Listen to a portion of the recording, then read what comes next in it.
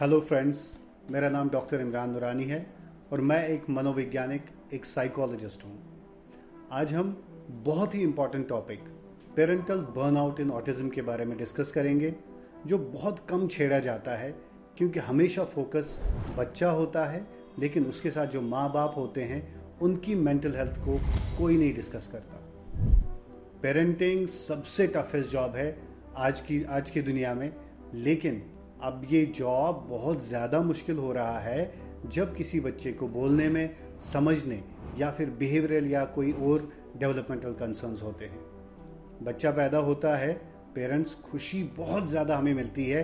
ये खुशी तब तक रहती है जब तक उनको ये पता चलता है कि बच्चे को कोई प्रॉब्लम्स हैं, चाहे वो बोलने की है, चाहे वो समझने की है, या फिर एक जब डायग्नोसिस मिलता है बच्चे को कि इस बच्चे को ऑटिज्म स्पेक्ट्रम डिसऑर्डर है, इस बच्चे को लर्निंग डिसऑर्डर है। बस वो जो दौड़ है वहाँ से स्टार्ट हो जाती है।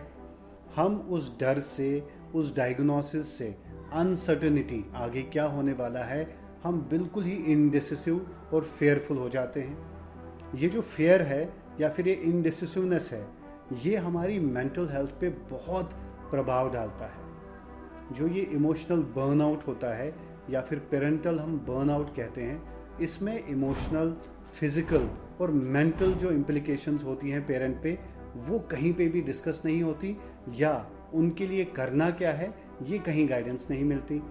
पेरेंटल बर्नआउट कब स्टार्ट होता है?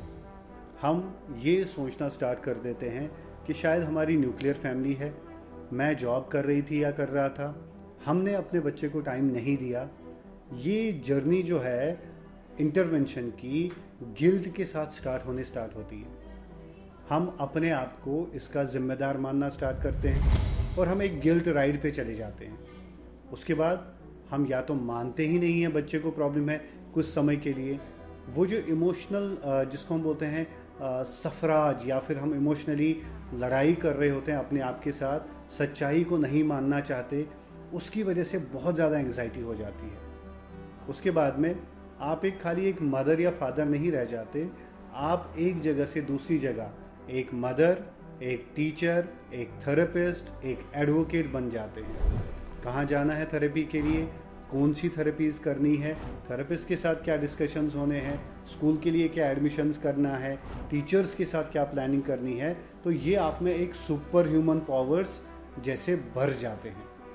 ये बहुत ही ओवरवेलमिंग होता है एक पेरेंट के लिए, ये समझना और इसको एक्सेप्ट करना कि मेरे बच्चे को प्रॉब्लम है।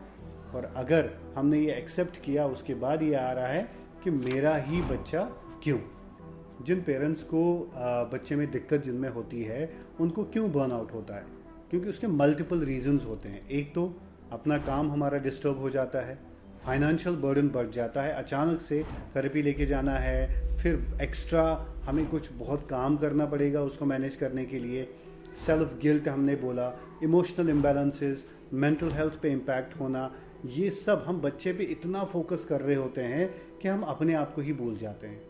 हमें याद रखना है, एम्प्टी वेसल से आप कोई भी जार फिल खुशी का नहीं कर सकते जब तक आप अपना ध्यान नहीं रख पाओगे। आपको कब पता चलेगा कि आपको एक पेरेंटल बर्नआउट हो रहा है? जब बच्चा आपका ऑटिज्म है या कोई डेवलपमेंटल डिसऑर्डर होता है। अगर आप कंटिन्यूअसली इरिटेबल रहते हैं, आपको गुस्सा आने लगता है छोटी छोटी बातों पे, आपको डर की जो भावना होती है वो आप में घुस जाता है, आपको लगता है बस अभी पता नहीं क्या होने वाला है, आपकी नींद में डिस्टर्बेंसेस आती हैं। ये देखिए जेन्युइन चीज़ें, ये तो होना है, लेकिन अगर ये इतना ज़्यादा आप पे हावी हो रहा है कि आप हमेशा ही गमगीन, मायूस रहते हैं, आप हमेशा ही लड़ाई में रहते हैं, गुस्से में रहते हैं, आपका कोई मन नहीं करता बाहर जाने का या सोशलाइज करने का, आप बिल्कुल ही डिस्कनेक्ट हो जाते हो बाकी लोगों से, तो ये सारे बर्नआउट के सिम्टम्स हैं। इस बर्नआउट को एड्रेस करना क्यों इम्पॉर्टेंट है? क्योंकि बच्चे जो होते हैं ना, चाहे वो ऑटिज्म भी हो या कोई डेवलपमेंटल डिसऑर्डर हो, उनको इतना सेंस होता है कि मेरे जो पेरेंट्स हैं वो इमोशनली अवेलेबल हैं या नहीं हैं। आपने देखा होगा, जब भी आप खुश रहते हो, बच्चे के साथ प्ले के थ्रू इंटरवेंशन करते हो, उसमें बिल्कुल वो निखर के आता है। वही बच्चे को अगर आपने स्ट्रेस्ड होके, गुस्से में, इरिटेबल होके शाउट करके सिखा रहे हो, तो वो बच्चे में इम्प्रूवमेंट्स आने के चांसेस बहुत कम हो जाते हैं। हमारी जो इमोशनल अवेलेबिलिटी होगी फुल्ली अनकंडीशनल बच्चे के साथ, वो तभी हो पाएगा जब मैं पहले अपना ध्यान रखूंगा। सेल्फ केयर के जो टिप्स हैं वो स्टार्ट होता है एक्सेप्टेंस से, कि मुझे समझना पड़ेगा और मानना पड़ेगा कि अगर बच्चे को प्रॉब्लम है तो इस प्रॉब्लम का कोई सोल्यूशन भी है। सोल्यूशन स्टेप वाइज लेना होता है कि सबसे पहले आइडेंटिफाई करें कि क्या डायग्नोसिस है, लेवल क्या है बच्चे का, उसकी प्लानिंग कैसे बनानी है, और एक एक्टिव पार्टिसिपेंट बनना पड़ेगा इंटरवेंशन में। इन्फॉर्मेशन जब आपको मिलेगी कि करना क्या है, तो आपका जो एंग्जाइटी या फेयरफुल आपका जो स्वभाव बनता है डायग्नोसिस के बाद, वो बिल्कुल कम हो जाएगा। जब आपका बच्चा आपके थ्रू सीखना स्टार्ट करेगा, आप बहुत मोटिवेटेड हो जाएंगे। सेकंड, रियलिस्टिक एक्सपेक्टेशंस रखनी है, अनरियलिस्टिक गोल्स नहीं रखने कि एक ही दिन में मुझे बच्चे को बिल्कुल नॉर्मल करना है या ठीक करना है। तीसरी चीज़, अपने लिए टाइम निकालना है, जिसको हम मी टाइम बोलते हैं। 1 घंटा, आधा घंटा दिन में, वो ऐसा टाइम होना चाहिए जब आप बच्चे के साथ में नहीं हो, चाहे फादर है या मदर है, उस टाइप पे उनको वो दे दिया बच्चा। सबसे इम्पॉर्टेंट हम कहते हैं कि खुद का केयर रखना सेल्फिशनेस नहीं होती। बहुत ही थिन लाइन है being absolutely into yourself and taking care of yourself. अगर आपको लगता है realistic expectations, acceptance, self care, me time और बच्चे के साथ खुद काम करने के बाद भी आप प्रॉब्लम में है, आपको फैटीग लग रहा है कि बहुत थके थके रहते हो, इरिटेबल रहते हो, तो साइकोथेरेपी या काउंसलिंग या थेरेपेटिक इंटरवेंशन एक साइकोलॉजिस्ट से आप ज़रूर मिलिए अपनी काउंसलिंग के लिए। हर उस पेरेंट के लिए जो परेशान है या फिर बर्नआउट फील करते हैं, उनके लिए ये एक मैसेज है कि burnout is not a sign of weakness. आप कमज़ोर नहीं हैं, इसका ये मतलब है कि आपको स्ट्रेटेजाइज करनी है अपनी जर्नी को ऑटिज़म के लिए।